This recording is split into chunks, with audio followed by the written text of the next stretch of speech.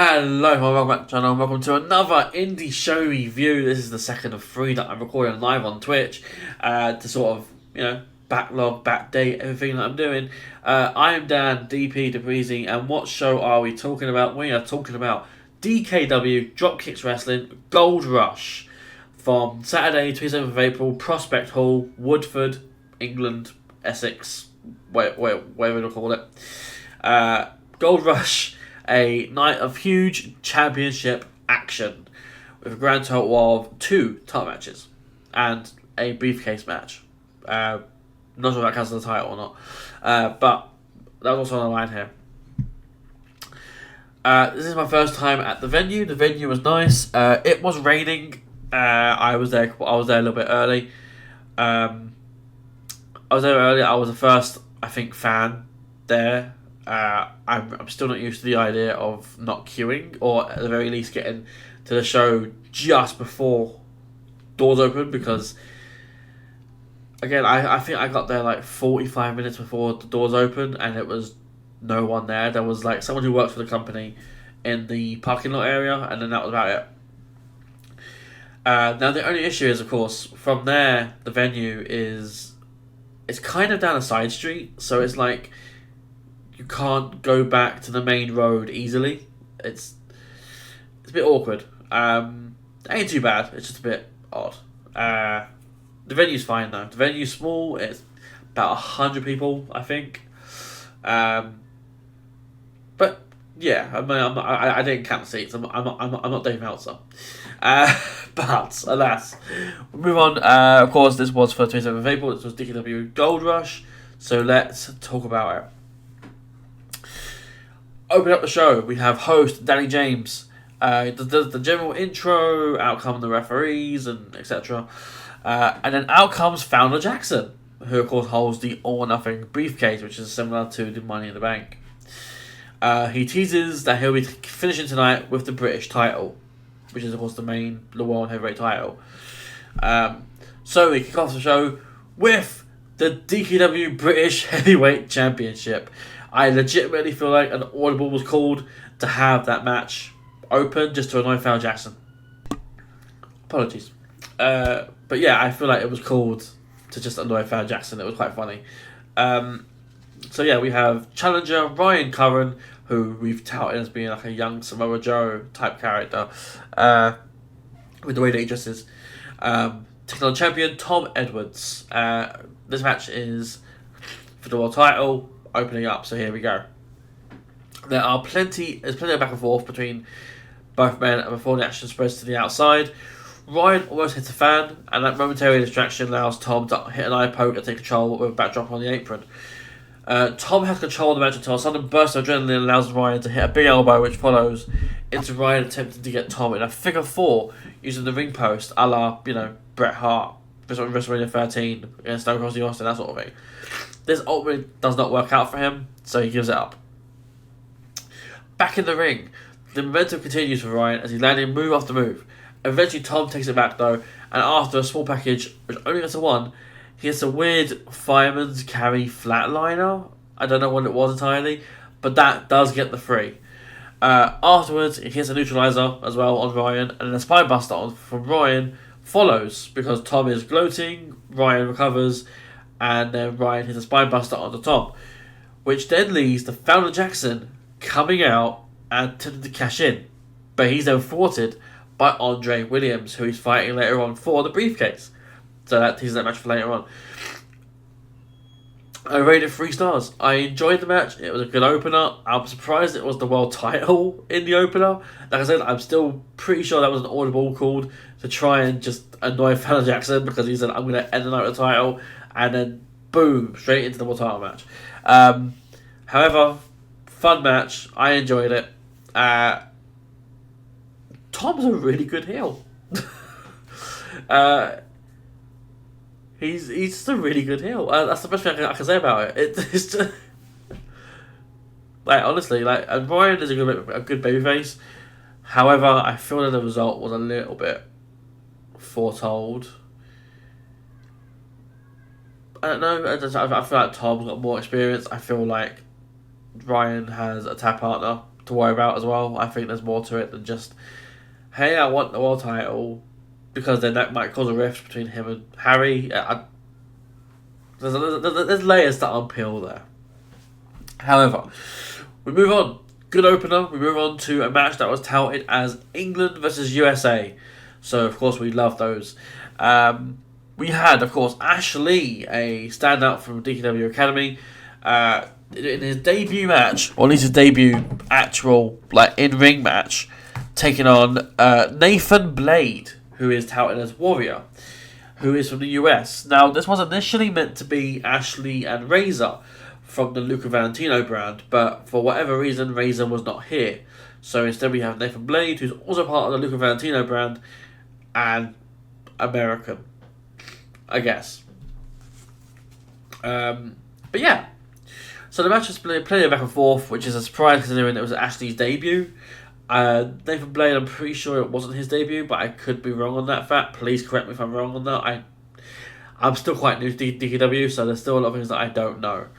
But yeah, Nathan Blade wins following a standing spine buster. There we go.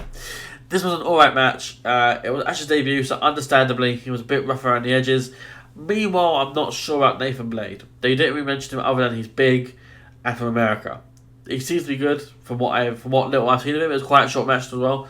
But yeah, this was a good match enough. That was 2.5 stars. I think I rated it, and yeah, it was alright. I really got no words for it. It was a debut. Ashley did well. Nathan Blade did well. Not much more you can ask for there, really. Move on though to the match that I was looking forward to most. Big O against Jordan Said. We get a very typical face and heel sort of match here. Crowd favorite Big O and against the antagonist Jordan Said.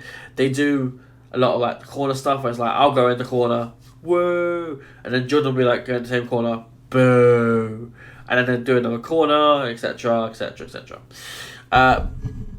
Big O lands a suicide dive on the Jordan Said. It looked a bit like a rough landing there for Big O. I hope he's alright, but overall I think he's alright. There's plenty of spots here where Jordan interacts with the crowd, and that does garner a reaction 9 times out of 10. So other heels should take note of that, because it's a good way to get crowd interaction. We get several 2 counts in this match, but Big O eventually wins with the frog splash. I rate this 3.25. Really enjoyable. Crowd went into it as well, which really helped. Jordan is a great worker.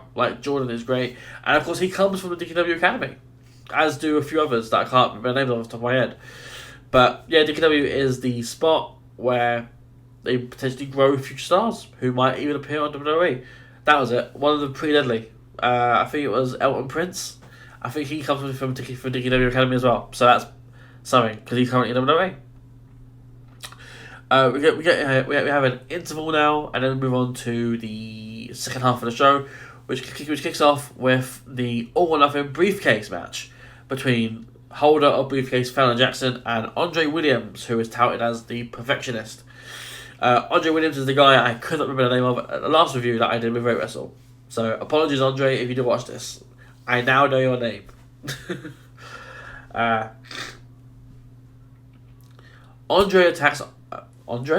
Founder attacks Andre prior to the bell. Founder Jackson has control over most of the starting points in the match, utilising the ref's count for 5 and restarting ring counts on the outside. Andre does get some early flashes of offensive, but Founder is able to claw them back into control. A momentary lapse of judgment and cockiness from Founder enables Andre to re-enter the match with a suplex and a knee strike. He sends Founder to the outside and tries a springboard. However, Founder wants none of this and tries to leave.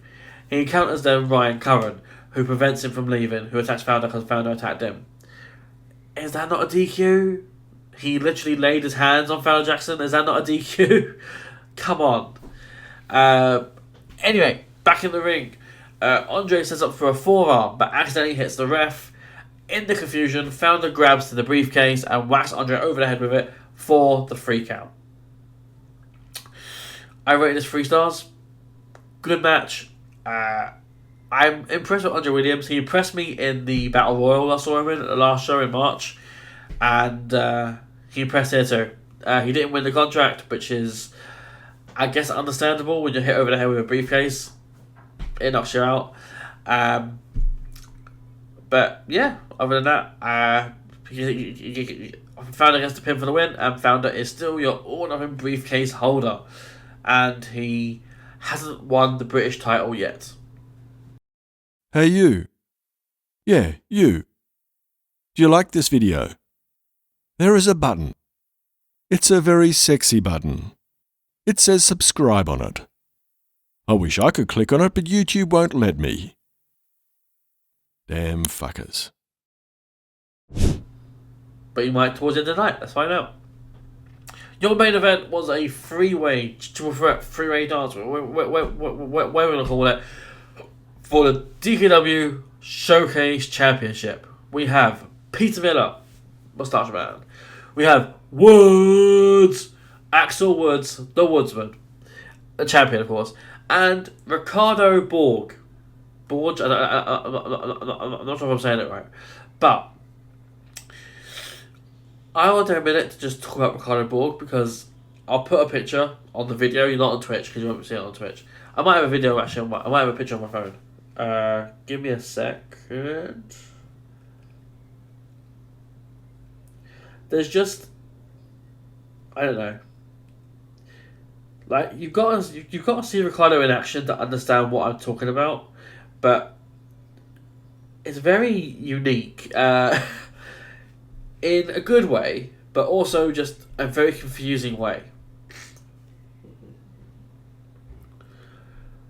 Like, the best picture I've probably got is... Now, I don't know how well you can see this.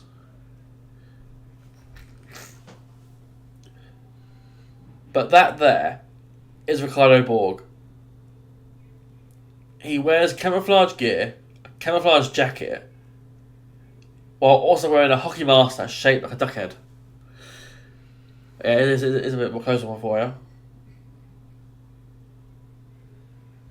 Like, it's a really good outfit. It's kind of weird, but also kind of cool.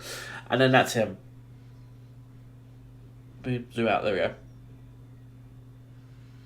So yeah, it was very unique. I'm genuinely not too sure.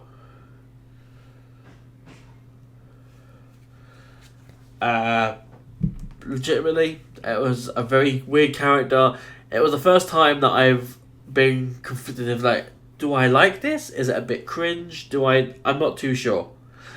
Ultimately, though, I did settle on it being pretty unique and it was a good thing. And he talks a lot about quack power of the duck, which is, again, kind of weird. He then takes a microphone before the match starts and he talks about, how he sees red. And he'll show everyone the show of quack power. It was almost in the style of an Ultimate Warrior kind of promo, where he's like, I see red! I see red! It's a very poor impression, because I can't do impressions, but it was like Warrior level promo. Very weird. Anyway, out comes Axel, out comes Peter. Ricardo attacks Axel during the introductions. Peter and Ricardo start things off with a fast exchange. Axel comes back in and takes control. You get plenty of mixer match here, and that's typically what you get within 3 or more person matches. At one point, Axel and Peter team up to take out Ricardo. The alliance does not last long, however. Axel's thrown to the outside, and Ricardo nails Peter, but Axel brings up the pin. Ricardo throws Peter out the ring, but Axel is able to take advantage and hits a spear, which Peter can't bring up in time, so Axel wins with a spear on Ricardo. This was an okay match, not the strongest, but I did spend a bit of time afterwards on the train home thinking about crack power and the power of the movement of Ricardo Borg. So great work, Ricardo. I also want to mention Peter Miller, who has gotten better. What I saw of him at the March show didn't really impress me, but he's improved here. So something's changed. Maybe he saw this. Thank you, Peter. But no, particularly in his selling and his movement, he's better. Whereas Axel is still good as he always was. Good match to end off here. I rated it 3.25. It was fun. I enjoyed it.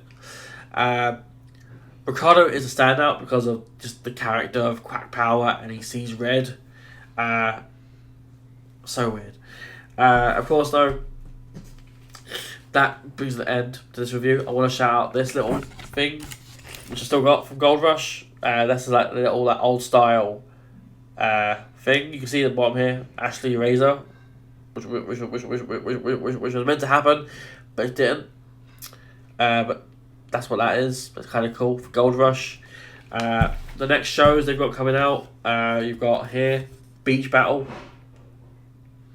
which is on the 26th of May, which I'm going to in Balmoral, and then also on the 29th of June we have the Loaded Lottery, which is going to be at Prospect Hall again. And then there's also a show called Fallout as well, and another show called Anniversary. That's what it was. But yeah, that brings an end to this review. Go check out DKW where you can. They upload the stuff to YouTube after a little bit. I believe Gold Rush is uploaded by now. It's been a couple of weeks. I think it's up by now. But I'll put links in the description below. Go check out DKW on Instagram, on Facebook. I don't think they're on Twitter. I could be wrong on that. I did try to find them. I couldn't find them on Twitter. So check them out on Instagram. They post everything on there anyway. And yeah, if you're also inclined, please give me a follow on my Twitter just here. And for our show outlets, please follow us on Instagram, our Facebook, our Twitter or X, and our Twitch, which we're currently live on right now. Not when you're watching this, probably. As I'm talking, I'm doing this also on Twitch. But yeah, that brings an end to this one, and I'll see you next time. Bye.